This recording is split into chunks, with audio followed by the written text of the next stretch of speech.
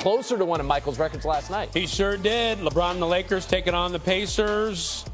LeBron, now check this out, 10-plus points in 1,282 straight games and came into the fourth with 0 made field goals. Last time that happened for him 2 decades ago, and LeBron, that 10-point streak going back to 2007. Okay, now he's 5 points away from 10. Yes, from 10 in the fourth. Mid-range jumper, it's like somebody said to him, LeBron, get 10. And so he's like, okay, that's what I do. Now he's 3 points away, and right there he got it. Keeping the streak alive, 13 points, 13 boards. Kind of a rough shooting night for him. Lakers up 13, but Pacers came back. Luka's got to get him this 3 to tie. And now the Lakers tied up at 110. Next Lakers possession, Luka having his way with the D, driving in, getting it to go off glass. Game high 34 for him. Under a minute left in the fourth. Tyrese Halliburton, Pacers down 2. Gets the bucket and gets fouled, would hit the free throw. So Pacers up 1. 10 seconds left in regulation. Lakers down 1.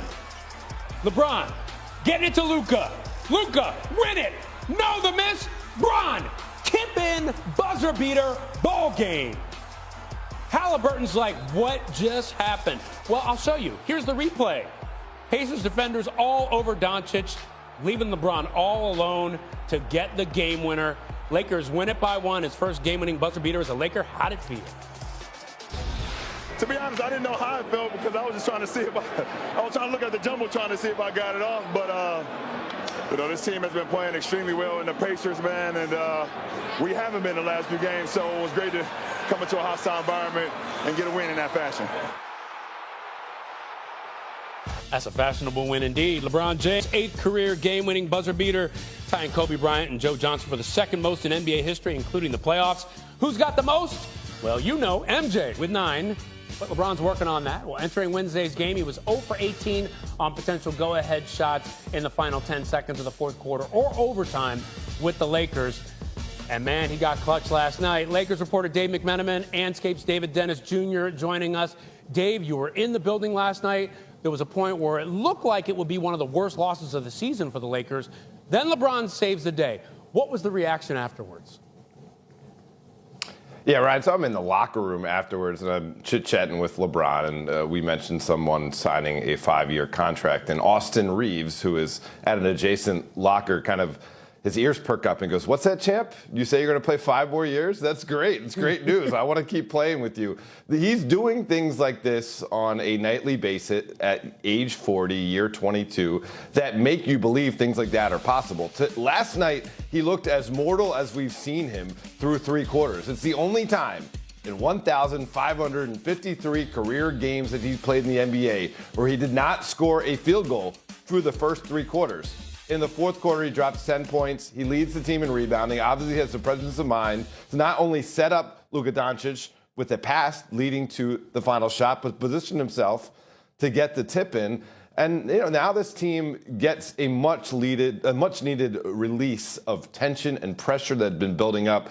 I talked to Gabe Vincent, the Lakers role player, afterwards, and he said, "Yeah, that was ugly, but when you need the win like you need your next breath, it doesn't matter how ugly it is." Yeah, indeed. They got off the skid. And J.J. Redick even talked about LeBron kept it up on defense despite the tough offensive night, and he got rewarded by the basketball gods. All right, so David, what was your biggest takeaway from last night's win? Well, first on the Indiana side, if you're Indianapolis, you may want to have crisis managers when LeBron comes to town. The dude has hit game winners in 3 different jerseys against that team. That just seems like cruel work. But if you're the Lakers, long-term, this is sort of the tightrope that they are walking. On the offensive side, down the stretch, LeBron and Luka just figured this thing out. LeBron did not have that field goal in the first 3 quarters, as Dave mentioned. 10 points in that fourth quarter, was able to come through in the clutch. Luka was front rimming a lot of shots offensively, but he came through with a 3-pointer and a layup down the stretch. You got to believe that offensively they can figure that stuff out. But on the defensive end, here's your big concern. Indiana was hunting Luka on the defensive end. Halliburton was blowing right past him. Mathurin was blowing right past him. If you're going to have defenses where Jackson Hayes is not on the court, it's going to look like a layup line. So if you're the Lakers, you have to figure out that balance of trusting that LeBron and Luka offensively are going to figure this thing out down the stretch, while also trying to make up for the fact that if Luka's tired and he's putting up those minutes, defensively, he is still a liability in those ISO situations. All right, so Dave, based on what David just said, what is the Lakers' level of concern on D at this point?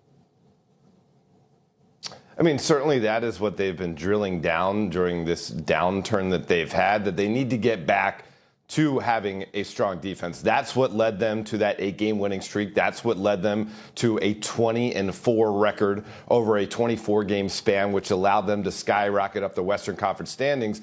And they believe that is their standard. Now, it was very interesting to hear LeBron last night basically say that he knows he just has to contribute in different ways for this team compared to other teams he's been on. Now, that could mean less offense and saving some of his energy for defense, but it's not just LeBron that needs to be better on the defensive end.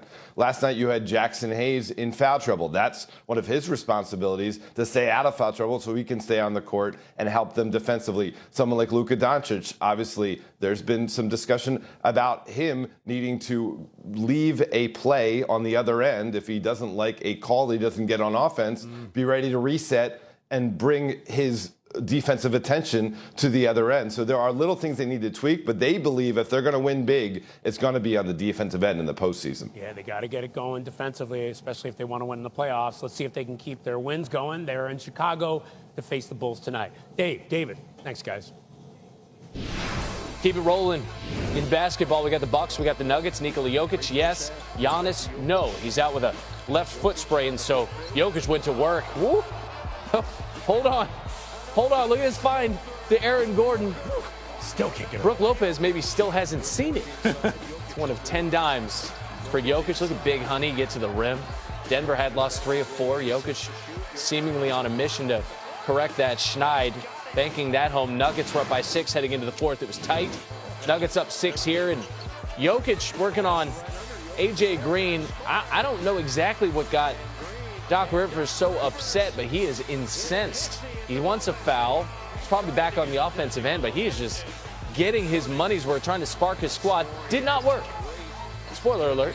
It's Jokic to Peyton Watson. Jokic went for 39 points, 10 rebounds, 10 dimes, his 30th triple-double of the season. Only 3 others have done it more often in a single season. Russ, Oscar, and Wilt, and they are on your screen right now. How about the irony through both player movement and Russ just seeming to struggle to find a long-term home that Jokic and Russ are now. A lot to digest. All right, let's pick up where we left off here. If you were with us previously, thank you. If not, go back on the podcast and listen wherever you find your podcasts. LeBron James on with Pat McAfee yesterday and explained his issue with the great Stephen A. Smith and other people who cover the game of basketball.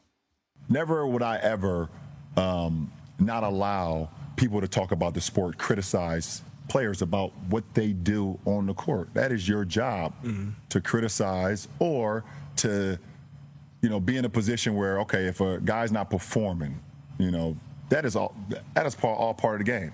That's all part of the game. But when you take it and you get personal with it,